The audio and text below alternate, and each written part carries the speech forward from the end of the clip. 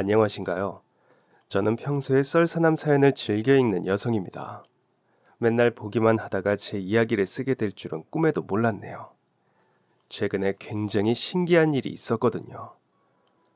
제가 다른 분들 사연을 재밌게 들었던 것처럼 다른 분들도 제 사연을 재밌게 읽어주셨으면 하여 사연을 보내봅니다. 글재주가 없어서 남들만큼 잘 쓰지는 못하겠지만 한번 시작해 보겠습니다. 저는 경상도 토박이입니다. 어릴 때부터 쭉 경상도에서 태어나 자랐고 결혼도 경상도 남자랑 했습니다. 저희 부모님은 경상도에서 식당을 운영하셨습니다. 장사가 잘 되는 식당이었고 집에 돈도 좀 있었죠. 제 위로 언니 하나, 오빠 둘이 있었는데 저희 사남매 다 부족함 없이 자랐습니다. 먹고 싶은 것도 다 먹고 오빠들은 그 당시에 대학까지 갔으니 말 다 했죠. 뭐 언니는 21살의 나이에 시집을 갔습니다. 부모님들이 짝지어준 남자랑 결혼을 해더랬죠. 언니는 언니보다 10살이나 많은 남자한테 시집을 갔는데 언니가 결혼하기 전날까지 눈물을 펑펑 쏟았습니다. 언니, 왜 이렇게 울어? 숙자야, 언니는 정말 결혼하기 싫다. 언니는 그 사람이랑 결혼하기 싫어. 그럴 만도 했습니다. 10살이나 많았던 저의 형부는 나이보다도 얼굴이 더 상해 있었으니까요. 얼굴도 얼룩덜룩 시커멓고 머리카락도 좀 빠진 것 같고 배도 나온 사람이었습니다. 결국 결혼식 사진에 언니는 눈이 퉁퉁 부어 있었습니다. 그런 언니를 보니까 다가올 저의 혼인이 걱정이 되었습니다. 아버지는 돈이라면 뭐든 좋으신 분이셨습니다. 형부네 집이 잘 산다는 이유로 언니를 10살이나 많은 형부한테 시집을 보냈는데 나는 대체 어떤 사람한테 시집을 보내려나 걱정이 이만저만이 아니었죠. 그런다고 벗어날 수 없는 운명이라는 것을 알았지만 세숫대야에 물 받아 놓고 제발 잘생긴 남자와 결혼하길 빌고 또 빌었습니다. 그때 고작 19살이었으니까요. 그러다 학교 졸업하고 20살이 되었습니다. 저녁밥을 먹던 중 아버지가 말씀하셨죠. 참, 숙자, 너 결혼할 사람 정해졌다. 네? 벌써요? 언니는 21에 시집 갔잖아요. 어차피 갈 건 나이가 뭐가 중요해. 그 집에 이번에 군대만 다녀오면 바로 시골 일 거다. 뭐 하는 사람인데요? 그 집이 부둣가 시장에서 엄청 크게 장사를 해. 그 집 양반이 배 타니까 뭐 아마 그 애도 배 타겠지. 먼저 좋았던 것은 결혼할 남자가 저와 비슷한 또래라는 것이었습니다. 보통은 20살, 21살에 군대를 가니까 군대를 다녀온다고 하는 것을 보아 저와 동갑이거나 한두 살 많겠구나 생각했죠. 하지만 안 좋았던 것은 배를 탄다는 것이었죠. 저희 집이 경상도라고는 하지만 바닷가 인근이 아니었거든요. 저희 집안 어른 중에 배 타시는 분이 한 분 계셨는데 그분이 생각이 났습니다. 피부가 엄청 까맣고 손톱도 까맣고 손도 엄청 두껍고 컸습니다. 혹시 내가 결혼할 사람도 그런 모습일까 걱정이 되었습니다. 어느 날 아버지가 그러시더군요. 이제 식 올리자고요. 원래 결혼식 날에 남편을 볼 수 있을 거라고 하셨는데 제가 조르고 또 졸랐습니다. 그래도 결혼할 사이인데 집안끼리 식사라도 해야 하는 거 아니냐고 남편 된 사람 얼굴이나 좀 보자고 말이죠. 무섭고 가부장적인 아버지였지만 막내딸 말이라면 들어주는 신용은 하시던 분이셨기에 제 말을 듣고 밥이나 한 끼 먹자고 하셨습니다. 언니가 친히 저희 집까지 와서 제게 화장을 해주었습니다. 언니가 제 얼굴에 분칠을 해주며 말했습니다. 얼굴 보고 울음이 터지려고 해도 꾹 참아야 한다. 그 자리에서 우는 순간 너는 시부모한테 평생 괴롭힘을 당할 거야. 언니의 말에 침을 꿀꺽 삼켰습니다. 너무 떨려서 심호흡까지 했더랬죠. 그런데 식사 자리에 나가서 언니의 말처럼 울음이 터지려는 일은 전혀 없었습니다. 오히려 웃음이 실실 나오더라고요. 제 남편 될 사람이요. 글쎄 훤칠하니 아주 잘생긴 외모를 하고 있는 겁니다. 깜짝 놀랄 정도였죠. 그날 자리 끝나고 집에 오자마자 동네방네 친구들을 찾아가서 자랑을 했더랍니다. 제 서방이 너무 잘생겼다고요. 그리고 보름쯤 뒤에 저는 그 잘생긴 서방과 결혼식을 올렸습니다. 참 풋풋한 결혼식이었죠. 결혼 후 저는 시댁집의 2층에 들어가서 살게 되었습니다. 집에서 바닷가가 보이는 멋진 곳이었고 그 멋진 집에서 남편과의 결혼 생활은 시작되었습니다. 시부모님 모두 좋은 분들이셨습니다. 집안에 아들만 셋이었다가 하나는 17에 바다에 빠져 죽고 큰아주버님은 결혼 후 바로 서울로 올라가고 저희 남편하고만 살고 계셨거든요. 집안이 조용했는데 제가 들어와서 너무 좋다며 항상 잘 챙겨주시고 집안일도 안 시키시곤 하셨습니다. 저희 언니가 저보고 복받았다면서 엄청 부러워했었죠. 남편 심성도 얼마나 고운지 동네가 알아줄 정도였습니다. 남편이 그런 걸 티를 내는 사람이 아니라서 남편한테 듣지는 못했는데 시부모님하고 동네 사람들이 다 얘기해 주시더라고요. 제가 어릴 때부터 그렇게 심성이 고왔어. 중학생 때인가 같은 학교 다니던 친구가 다리가 부러졌는데 맨날 그 친구 집에 가서 가방 들어주고 학교 가는 거 도와줬다니까.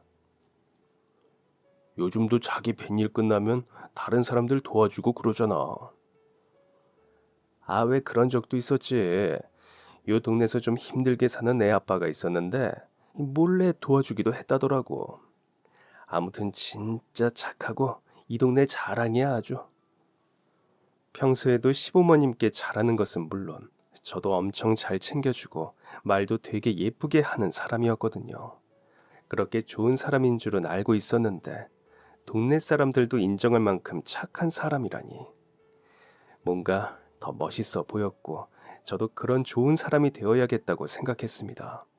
그래서 동네 사람들 만나면 인사도 더 잘하고 어르신들 힘든 일 하고 계시면 도우려고 많이 했죠. 그 덕에 동네에서 착하다고 소문난 부부가 되었습니다. 그런 저희 부부 사이에 아들 셋이 태어나게 되었습니다. 요즘엔 모든 딸이 다 좋다고 하지만 옛날엔 그렇게 아들아들 했잖아요. 그런데 아들 셋을 낳으니 저희 집에 또 하나의 자랑거리가 생긴 거였죠. 그렇게 착하게 살아서 하늘에서 아들 셋을 준 거라는 말도 돌았습니다. 저는 아들이건 딸이건 그저 제 새끼들 잘 자라는 것에 감사하고 마냥 예뻤습니다. 그런데 막내 아들까지 태어나고 얼마 안 되어서 시부모님이 돌아가셨습니다. 시아버지는 원래 혈압이 있으셔서 약을 드셨었는데 건강이 너무 안 좋아지셔서 입원 생활을 하셨었거든요. 그래도 병원에서는 치료만 잘 받으면 된다고 해서 저랑 시어머니가 매일같이 병원 오가고 시어머니는 아예 병원에서 주무시면서 시아버지를 보살피셨습니다. 그러던 어느 날 시어머니께서 병원에 가시던 길에 사고를 당하셔서 돌아가셨고 그 후 한 달도 안 되어서 시아버지까지 세상을 떠나셨습니다. 한 달 동안 매일 울기만 하시더니 시어머니를 따라서 가버리셨습니다. 줄초상을 치른 저희 가족 마음이 말도 아니었죠. 그래도 애들 덕에 살았습니다. 애들이 다 어렸으니까 손이 많이 갔잖아요. 막내는 그때 100일 간 넘겼을 때였고요. 애들 키우다 보니까 시부모님 떠나신 것도 금방 털고 일어나게 되었습니다. 시부모님이 하시던 장사를 남편이 이어받아 하게 되었습니다. 생선 파는 게 은근 손이 많이 가서 사람까지 구해서 같이 일을 했었죠. 시부모님이 하시던 게 있어서 그런지 장사가 잘 되었습니다. 애들 새 키우는 데에 문제 없었죠. 그러다가 첫째가 10살이 되던 어느 날이었습니다. 저희 남편이 배를 타잖아요. 그런데 가끔 남편이 바다를 나간다고 나갔다가 금방 돌아오는 날들이 있었거든요. 그리고 그날은 아예 배를 안 탔습니다. 그래서 궁금해서 물어봤죠. 왜 안 나가고 바로 들어왔어요? 바다가 오지 말래요. 네? 그게 뭐예요? 바다가 오지 말라고 하는 날이 있어요. 그럼 가면 안 돼요. 그럼 사고 나요. 정말로 남편이 그렇게 바다를 안 나간 날, 바다에 나갔다가 사고가 나는 사람이 있었습니다. 매일같이 배를 타다 보니까 그런 게 보이나 보다 생각했죠. 그러던 어느 날이었습니다. 창문으로 내다본 바다가 누가 봐도 심상치 않아 보였습니다. 10년 정도 바다 보며 살다 보니까 저도 조금은 알겠더라고요. 오늘 바다 상태가 별론데 나가지 말죠. 애가 셋인데 어떻게 안 나가요? 이번에 둘째 학교도 들어갔는데 돈 많이 벌어야죠. 하루 안 나간다고 큰일 안 나요. 걱정 마요. 잘 다녀올 테니. 그때 저희가 살던 지역에 아파트가 새로 들어왔었거든요. 요즘이야 아파트가 흔하지만 그 옛날에 아파트라고 하는 건 돈이 좀 있어야 들어갈 수 있는 집이었죠. 애들도 컸는데 어차피 이사 가야 한다면서 남편이 시부모님과 살던 집을 팔아서 아파트에 들어가게 되었습니다. 은행 대출도 좀 받고 해서 남편이 어깨가 무거웠나 보더라고요. 그맘때 일을 엄청 열심히 했었고 그날도 그랬습니다. 나가지 말라고 몇 번을 얘기했는데도 굳이 나가더라고요. 걱정이 이만저만이 아니었습니다. 거실 창으로 작게 보이는 바다를 보고 또 바라보며 바다가 나아지기를 기도했습니다. 보통 남편이 일을 나가면 잠깐 다시 잠에 드는데 잠도 안 왔습니다. 뜬 눈으로 있다가 일찍이 애들 아침밥을 준비하고 학교에 보낼 채비를 했죠. 애 셋 손을 잡고 학교에 데려다 준 뒤에 막내와 둘이 시장에 나갔습니다. 사실 시장은 핑계였고 남편이 돌아올 때를 기다리려는 속셈이었죠. 장을 다 봤는데도 아직 시간이 일러서 부둣가를 서성였습니다. 점심쯤에는 돌아오는 사람이라 이맘때면 돌아올 때가 되었겠다 싶었습니다. 하지만 남편은 돌아오지 않았습니다. 남편과 같이 일하는 사람도 남편의 배도 그날 늦은 오후가 되도록 배는 돌아오지 않았습니다. 한 번도 그런 적이 없었습니다. 다른 배들은 이미 들어오고도 남은 시간이었습니다. 시장 사람들 모두가 부둣가에 나와서 끝이 없는 바다만 바라봤습니다. 마음속으로는 100번이고 눈물을 흘렸지만 꾹 참았습니다. 울면 남편이 영영 돌아오지 않을 것 같았습니다.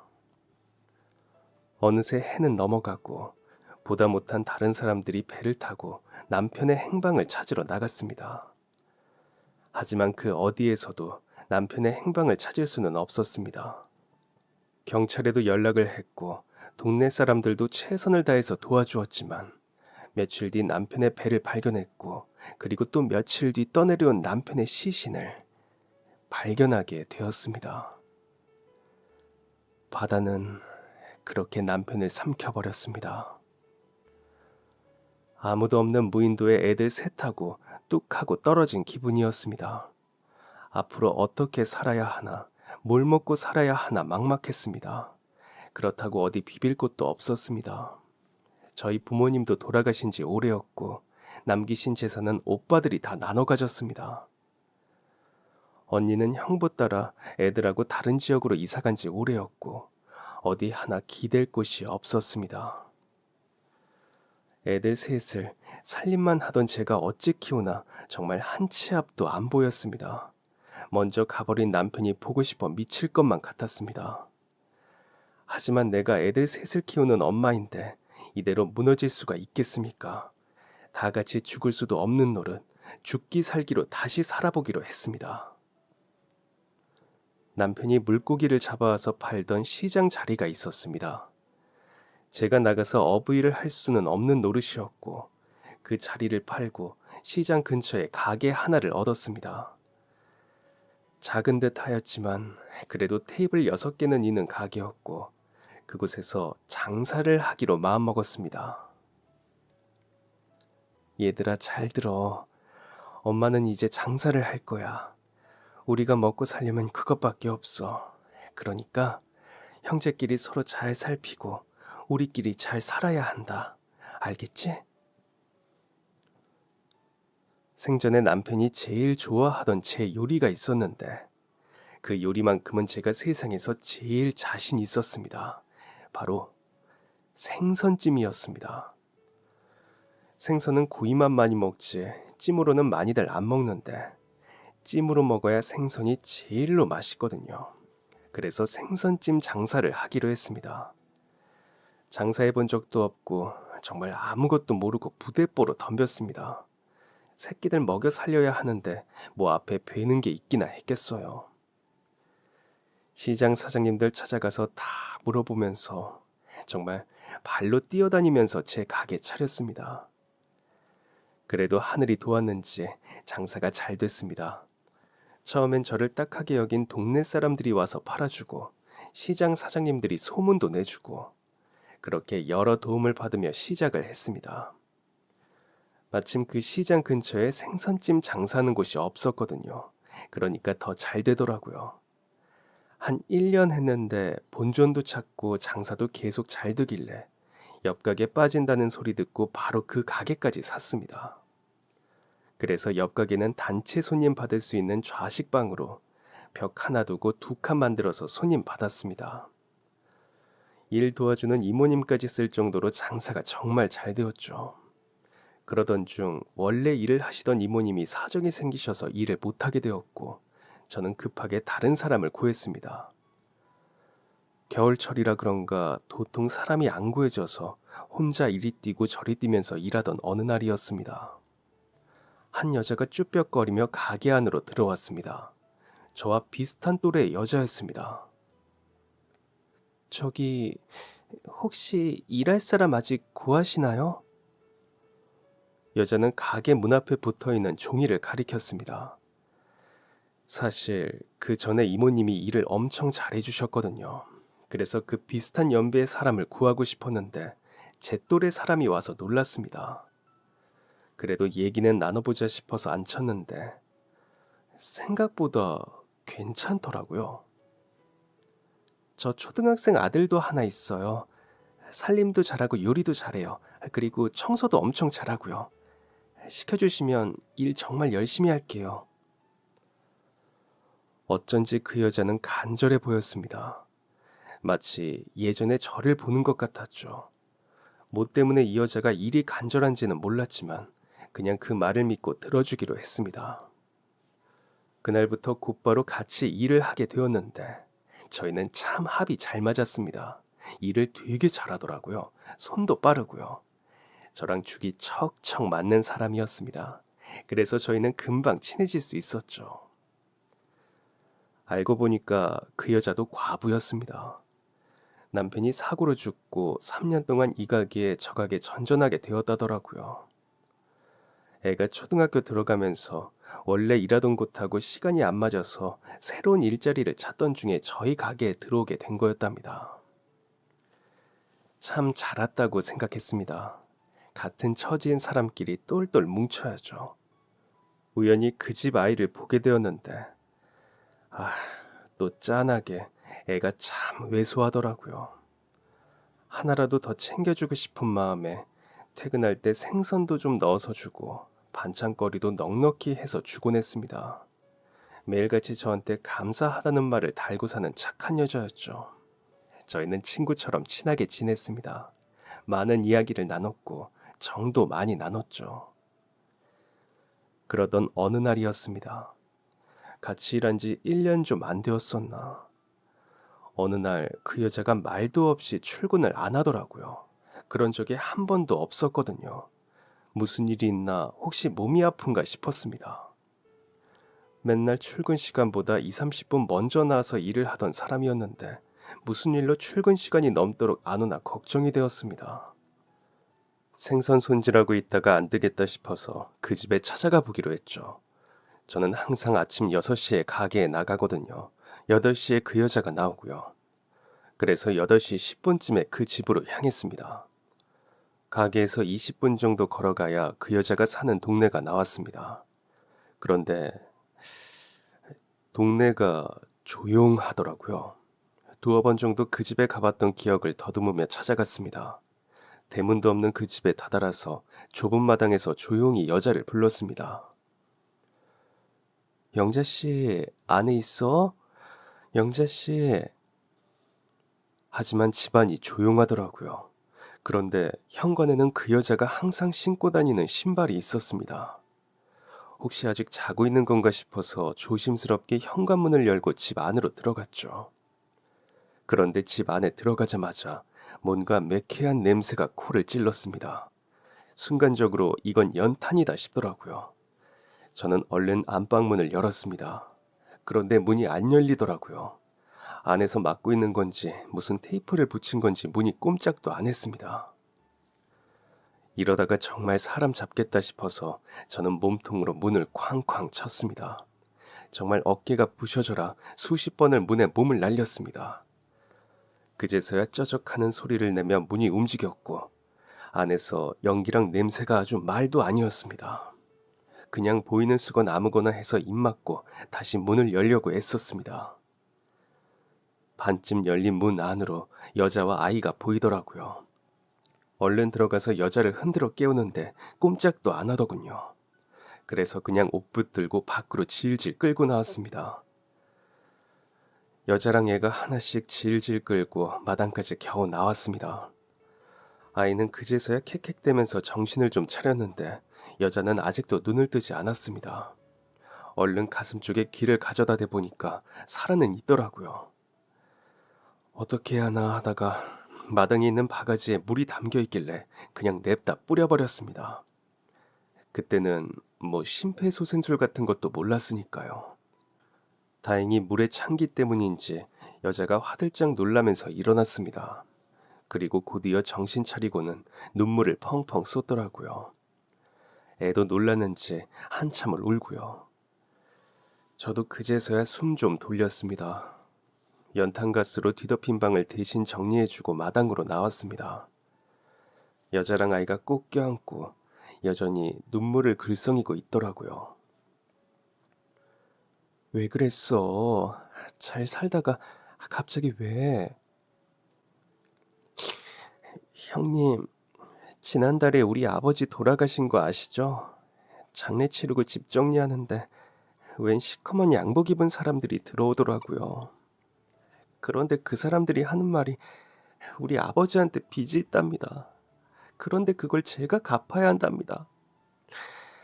다른 것도 아니고 사채업자들한테 돈을 빌렸대요. 내가 남편 죽고 아무리 꾸준히 해도 남한테는 돈 안 빌리고 살았습니다. 그런데 빚이 생기다뇨. 내가 그걸 어떻게 갚습니까, 형님?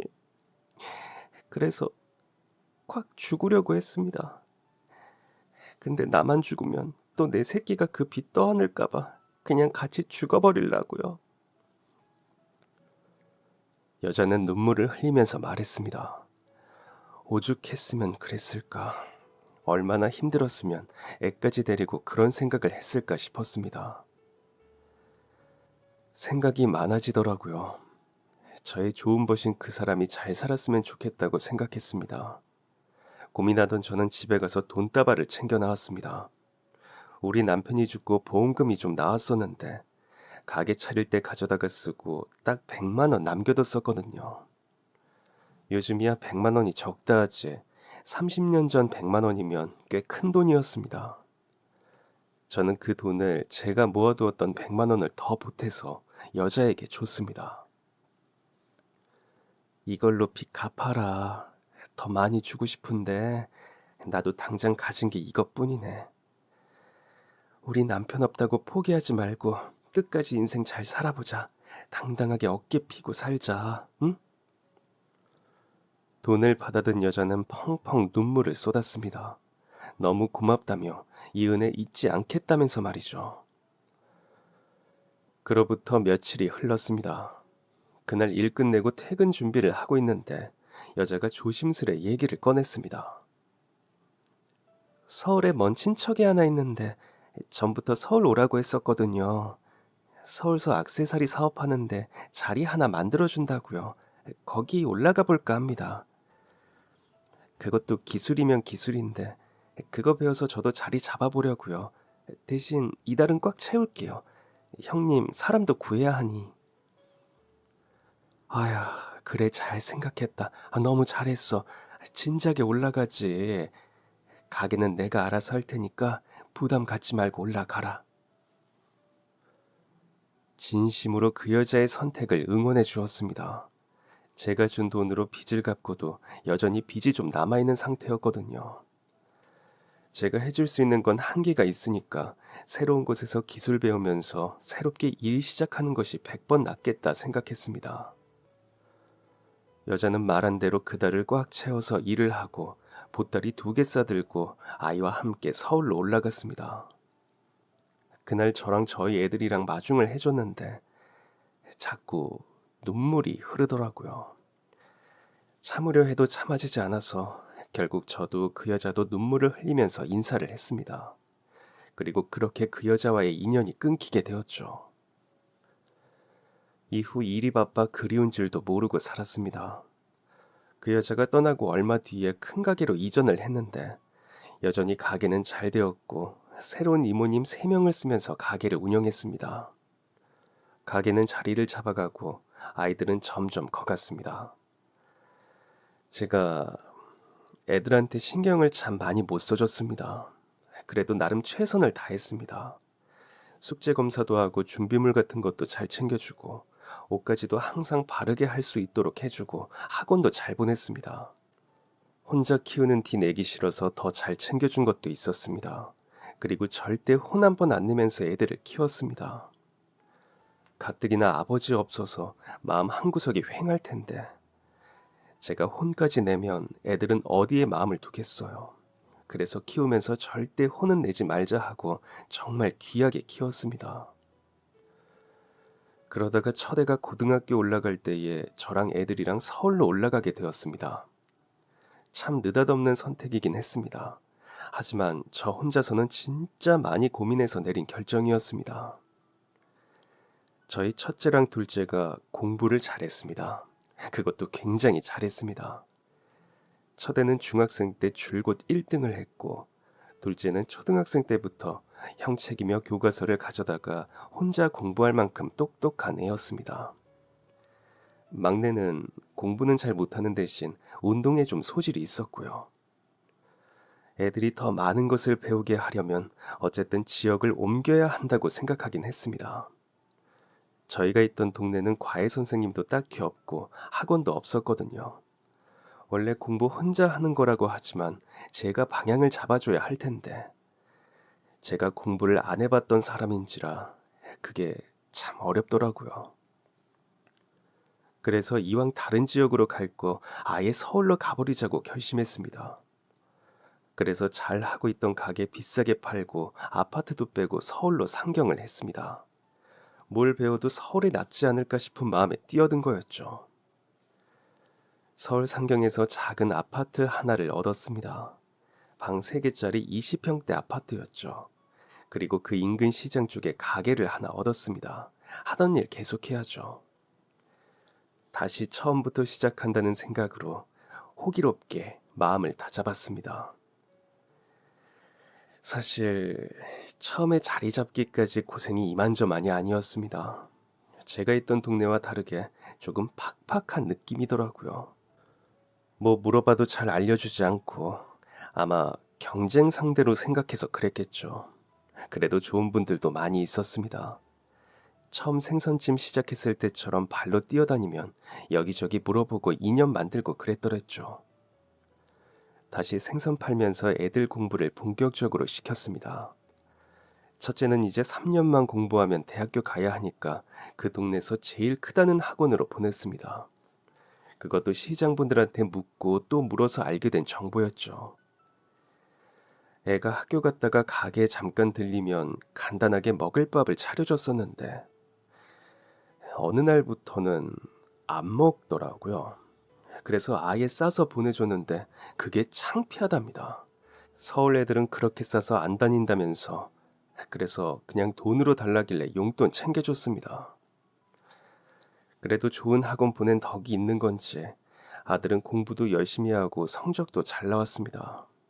그때는 효심은 없어도 공부 잘하니 되었다 생각했습니다. 효심이야 남자애들은 결혼하고 다 생긴다고 하더라고요. 그때까지 물심양면으로 지원해주면 나중에 다 알지 않을까 했습니다. 첫해 고3 때는 집안이 살얼음판이었습니다. 예민해도 와, 그렇게 예민할 수가 없었습니다. 아, 엄마, 밤에 들어와서 씻을 때 조용히 좀 하라고. 공부하는데 시끄러워. 참, 지엄이 가게에서 고생하고 집 와서 비린내 좀 씻겠다는데 그걸로도 뭐라고 하더랍니다. 그래, 1년만 참으면 나아지겠거니 했습니다. 일 끝내고 집에서 물을 졸졸졸 틀어놓고 씻었고 발걸음 소리도 시끄럽다길래 사뿐사뿐 다녔고 텔레비전을 보고 싶은데 소리 때문에 볼 수가 없어서 소리는 다 끄고 영상만 봤습니다. 그렇게 1년을 살았습니다. 그래도 그 보람이 있었던 건지 첫째는 알아주는 명문대에 갔습니다. 그리고 2년 뒤 둘째가 대학 갈 준비를 했죠. 그 숨막히는 고3 생활을 또 견뎌야 했습니다. 공부하는 사람이 제일 힘들겠지 하면서 버텼습니다. 첫째보다 더한 둘째는 저뿐만이 아니라 막내한테도 항상 날이 서 있었습니다. 밥 먹는 메뉴 하나하나까지 까탈스럽게 주문하고 요구했죠. 미역국은 미끄러지니까 안 된다. 젓가락 대신 포크를 달라. 생선을 먹어야 머리에 좋다 등등. 와, 1년 동안 진짜 까탈스럽게도 했습니다. 그래도 그렇게 해서 결국 목표로 했던 대학에 가게 되었죠. 애들 둘 대학에 보내본 사람은 알 겁니다. 등록금에 정말 허리가 휩니다. 가뜩이나 물가 비싼 서울로 올라가서 전기세 조금 아끼고 보일러 조금 아껴가며 아등바등 살았는데 대학 등록금이 좀 적나요? 둘째한테 살짝 학자금 대출 얘기 꺼냈다가 고래고래 소리 지르고 난리도 아니었습니다. 결국 제가 대출받아서 애들 대학 등록금을 내게 되었죠. 그런데 제게는 막내가 남아 있었습니다. 막내는 운동에 소질이 있었습니다. 그것도 중학생 때부터 야구를 엄청 잘했죠. 고등학교도 야구 유명한 학교로 들어가게 되었습니다. 야구하는 애들 보면 다들 고등학생 때부터 대학교가 정해지는 것 같더라고요. 저희 아들도 그랬고요. 애들이 잘하는 게 있다는 것이 좋긴 했지만 얼마나 더 열심히 벌어야 할까 막막한 것도 사실이었습니다. 그렇게 막둥이까지 고3이 되었습니다. 그런데 고3 얼마 안 되어서 막내가 부상을 당하게 되었습니다.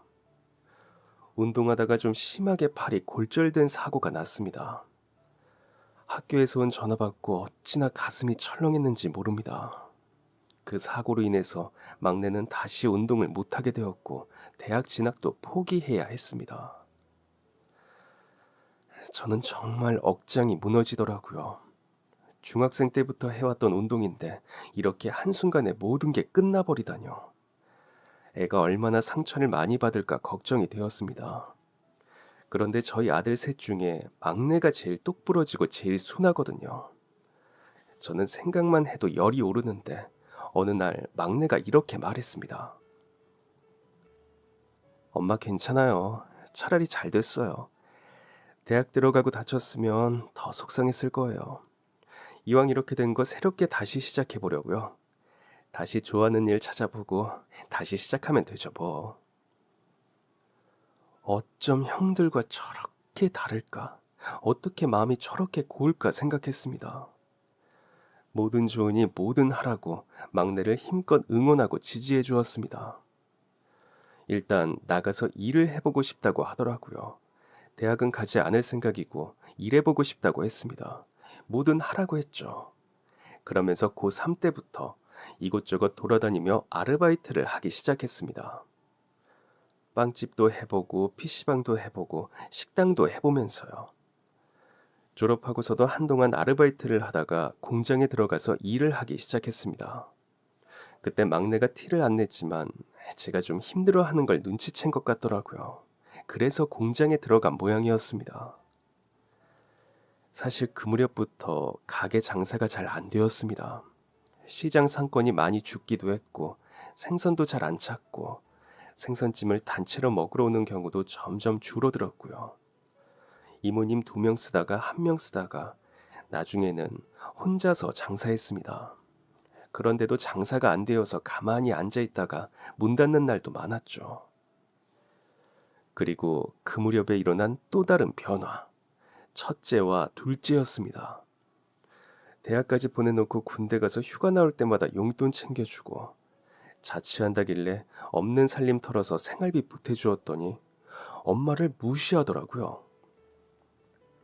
엄마, 그 구린 앞치마 좀 그만 입으라니까. 진짜 없어 보여. 엄마, 가게로 좀 부르지 마. 진짜 쪽팔려. 가게에서 구린 앞치마 입고 다 키워놨더니 엄마한테 그런 말을 아무렇지 않게 하는 겁니다. 어디를 탓하겠어요. 다 제 탓이죠. 못난 제가 너무 오냐오냐 새끼들을 키운 탓이었겠죠. 고3 때의 그 성질머리가 어디 가질 않더랍니다. 잘난 것도 없는 놈들이 지들 잘난 맛에 허영심만 부푼 애들이었죠. 그런데요, 평생을 화 한 번 안 내고 사니까 화가 나도 화가 안 나오는 겁니다. 자식들한테 그런 소리를 듣고도 바보같이 아무 말도 못했습니다. 저를 점점 무시하던 첫째와 둘째는 아예 저와 연락을 끊어버렸습니다. 첫째가 일찍 결혼했는데 결혼하는 것까지는 봤거든요. 그런데 사돈댁이 좀 사는 집이었습니다. 상견례 전부터 첫째가 저한테 구질구질하게 하고 나오지 말라고 신신당부를 하더니 결혼 준비하는 내내 왜 우리 집에는 돈이 없냐고 노발대발. 어찌저찌 결혼식 치렀는데 시골리고 연락을 뜸하게 하더니 아예 저보고 연락하지 말라면서 연을 끊어버렸습니다. 둘째는 외국계 기업 취직하고 비행기 타고 왔다 갔다 하면서 지내더니 아예 외국 나가서 살 거라면서 나가서는 연락을 뚝 끊어버렸습니다. 살았나 죽었나 싶어서 막내가 인터넷으로 보니까 사진 같은 거는 잘만 올리더라고요. 저랑 막내 연락은 받지도 않고요. 그렇게 첫째랑 둘째가 천륜을 끊어버렸습니다. 정말 허탈했습니다. 남편 잃고 젊은 나이에 혼자 장사하면서 키워놨더니 서울까지 올라와서 공부시키고 대학 등록금이며 생활비 다 대주었더니 저를 무시하고 버리다니요. 남은 건 손님 없는 가게와 애들 등록금 때문에 생긴 빚과 낡은 아파트와 막내뿐이었습니다. 죽기 전에는 빚을 다 갚아야지. 그래야 우리 막내가 고생을 안 할 텐데 생각을 했습니다. 그렇기에 안 되고 있는 가게를 더 이상 붙잡고 있을 수는 없었습니다. 그래서 가게를 팔았습니다.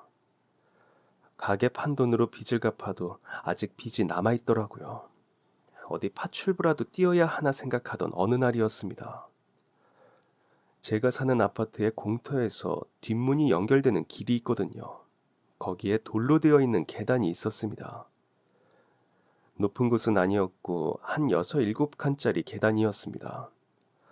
돈이며 일이며 고민이 많아서 생각을 하며 그 길을 가던 중 발을 헛디뎌서 그만 계단 밑으로 굴러떨어지고 말았습니다.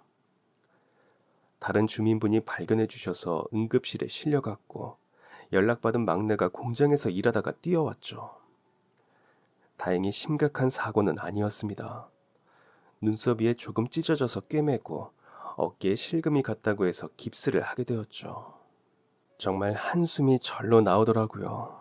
지금 이럴 때가 아닌데 나가서 한 푼이라도 벌어야 하는데 한 달 동안 깁스를 어떻게 하고 있나 막막했습니다. 급기야 막내가 저 몰래 투잡을 하기 시작하더라고요. 원래 공장만 다니고 있었는데 유일하게 쉬는 날인 일요일 날 동네 식당에서 일하는 것을 저한테 딱 걸렸습니다. 마음이 너무 안 좋더라고요. 막내한테 해준 것도 없는데 저 때문에 고생하는 게 너무 마음이 안 좋았습니다. 그리고 막내가 어느 날 그러더라고요. 엄마, 혼자 빚 다 갚으려고 하지 마세요. 제가 있잖아요. 제가 도울게요. 저도 보탤 테니까 같이 해요. 사회에 나오자마자 빚을 갚게 된 저희 막내 심정은 어떻겠어요. 그것도 다른 것도 아니고 연을 끊어버린 형들 때문에 생긴 빚이잖아요. 막내 마음도 꽤나 복잡했을 텐데 참 착하게도 저를 도와준다고 나섰습니다. 깁스를 한 달 동안 생활비도 위태위태하고 이러면 안 되겠다 싶어서 깁스 풀자마자 저는 일자리를 찾았습니다. 일자리 사무소에 가서 일 좀 달라고 했고 그렇게 소개로 건물 청소를 하게 되었습니다. 뼈는 다 붙었다고 했지만 무리하지 말라는 의사 선생님의 말을 안 들어서 그런가 어깨가 뻐근하긴 했지만 힘을 내서 일을 했습니다. 먹고 사는 거 힘들다는 거 모르고 산 것도 아니고 막내도 저렇게 열심히인데 엄마가 되어서 더 열심히 해야 하지 않나 싶기도 했고요. 그렇게 2달을 일을 했습니다. 한때는 떵떵거리며 내 가게 운영할 때도 있었지만 남의 건물 청소해주며 월급 받는 것도 나쁘지 않더라고요. 어느 정도 하다 보니까 손에 익기도 하고요. 그러던 어느 날이었습니다. 열심히 건물 복도를 닦고 있는데 누군가가 제 앞에 우뚝 섰습니다. 낮은 또각 구두를 신고 멋스러운 트렌치 코트를 입은 선글라스까지 쓴 제 또래의 멋들어진 여자였습니다. 꾸벅 인사를 하고 지나치려는데 그 여자가 또 한 번 제 앞을 막았습니다. 뭐지 하고 올려다 봤습니다. 그러니까 그 여자가 저를 뚫어져라 보더니 이렇게 말을 했습니다. 형님, 숙자 언니 맞죠? 숙자 언니 맞죠? 어머 어떡해, 형님 맞죠? 처음 보는 여자가 제 이름을 부르는 겁니다. 선글라스 때문에 눈이 보이지 않아 한참을 쳐다봤습니다. 이런 멋들어진 여자가 내 이름을 어떻게 아나? 우리 가게 손님이었나? 그래도 이름까지는 모를 텐데. 언니라고 하는 거 보면 나보다 나이가 어린 것 같은데 시장 사람이었나? 행색이 그건 아닌데. 한참 고민하고 있는데 여자가 선글라스를 벗었습니다. 저는 그제서야 그 여자의 정체를 알아차릴 수 있었죠. 약 30년 전에 제가 고향에서 생선찜 장사를 할 때 그때 같이 일했던 여자였습니다. 아버지의 빚으로 아들이랑 집에서 연탄 피웠던 바로 그 여자요. 그 긴 세월 동안 무슨 일이 있었던 건지 여자의 행색은 몰라보게 달라져 있었습니다. 한눈에 봐도 예전과 달리 잘 사는 것 같았습니다. 그 옛날에 그렇게 연락이 끊기고 걱정도 많이 하고 궁금했는데 참 다행이다 싶었습니다.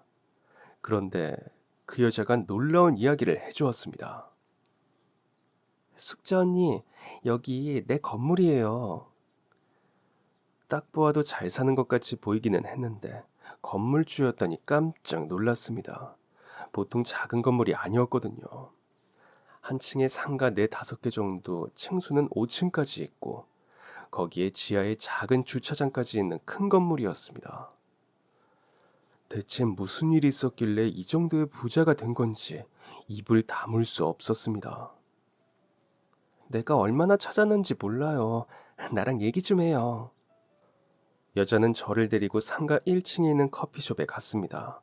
커피를 한 잔씩 시키고 마주 앉아서 한참을 대화를 나누었죠. 그 여자가 서울에 올라와서 있었던 일을 제게 모두 말해주었습니다.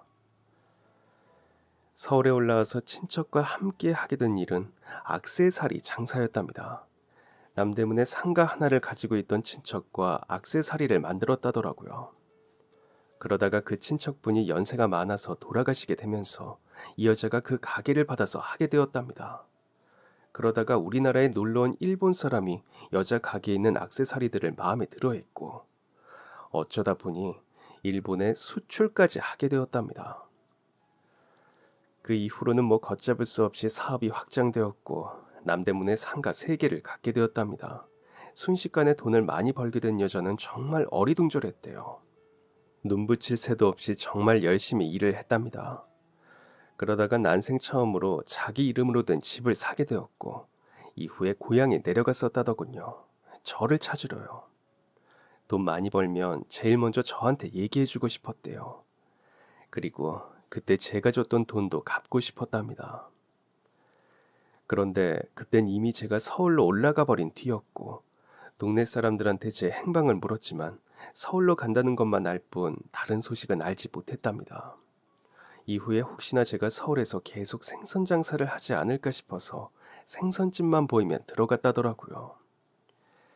그런데도 찾을 수가 없어서 포기하고 시간이 흘렀는데 그 여자의 건물에서 우연히 만나게 된 것이었습니다. 진짜 놀랍더라고요. 다른 곳도 아니고 하필 그 건물에서 청소를 하고 있다가 어떻게 이렇게 만날 수가 있어요. 하늘에서 정해준 인연이 아니고서야 어떻게 이런 일이 일어나겠습니까? 여자는 자기 얘기를 다 마치고 제 손을 꼭 잡으며 얘기했습니다. 형님 덕에 살았어요. 저 그때 형님 아니었으면 연탄 먹고 제 아들이랑 저 세상 갔을 거예요. 제가 이 은혜 한순간도 잊은 적 없어요. 다시 살게 해줘서 고마워요. 너무 고마워. 저와 같은 처지에 놓여있던 그 여자가 그저 살아있다는 것만으로도 감사한데 이렇게 잘 살기까지 하니 마음이 참 뿌듯했습니다. 그 여자가 자기 얘기하고 저보고 어떻게 살았냐고 하길래 다 말해주었습니다.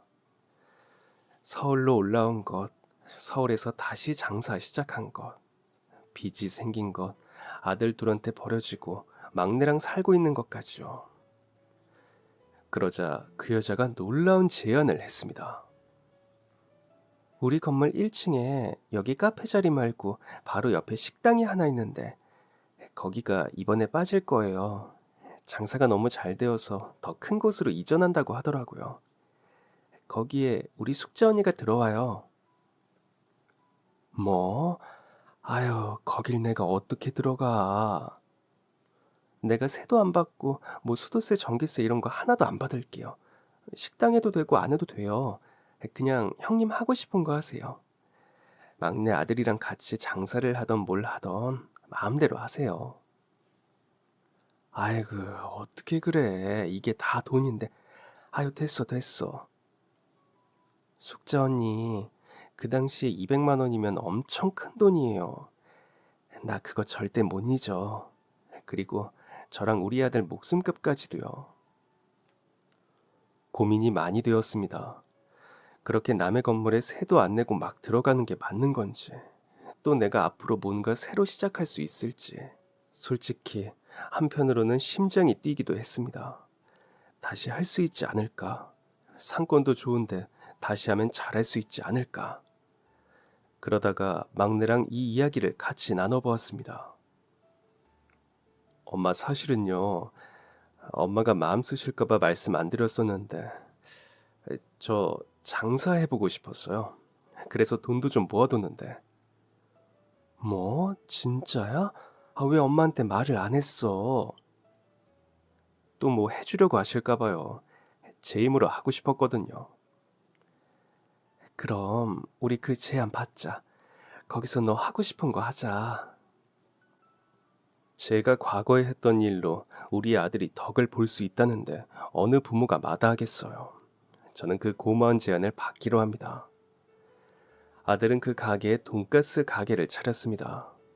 돈가스와 덮밥 몇 개를 팔게 되었는데 역 근처에 상권이 워낙 좋아서 장사가 엄청 잘 되었습니다. 아들이 공장에서 계속 일을 했지만 어릴 때부터 식당 경험이 많거든요. 왜 그렇게 식당 일을 할까? 집에서 가까워서 그런가 했는데 그 일이 좋아서 했다는 것을 그제서야 알게 되었습니다. 집에서도 워낙 요리를 자주 하고 잘하길래 솜씨가 있다 생각했는데 그 정도로 잘할 줄도 몰랐고요.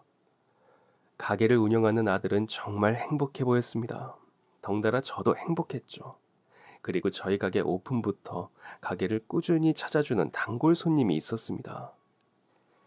그건 바로 건물주이자 저의 벗이었던 여자였죠. 음식이 맛있다며 소문도 많이 내고 지인들도 많이 데려오는 최고의 단골 손님이 되었습니다. 저는 여전히 과부의 아들들에게 버림받은 여자입니다. 하지만요, 누구보다 효심이 크고 저를 사랑하는 든든한 막내 아들이 제 곁을 딱 지키고 있습니다. 그리고 심성겁고 누구보다 열심히 사는 제 벗도 제 곁에 함께 있습니다. 그렇게 저는 외롭지 않고 아주 든든합니다. 제 사람들과 남은 생도 행복하게 이제 조금은 저를 위해서 제 인생 즐기며 살아가 보려 합니다. 지금 힘들다고 좌절하지 마세요. 언젠가 꼭 좋은 날은 올 겁니다. 파이팅! 그럼 지금까지 사연 들어주셔서 감사합니다. 사연이 재밌으셨다면 구독과 좋아요 부탁드려요. 감사합니다. 안녕히 계세요.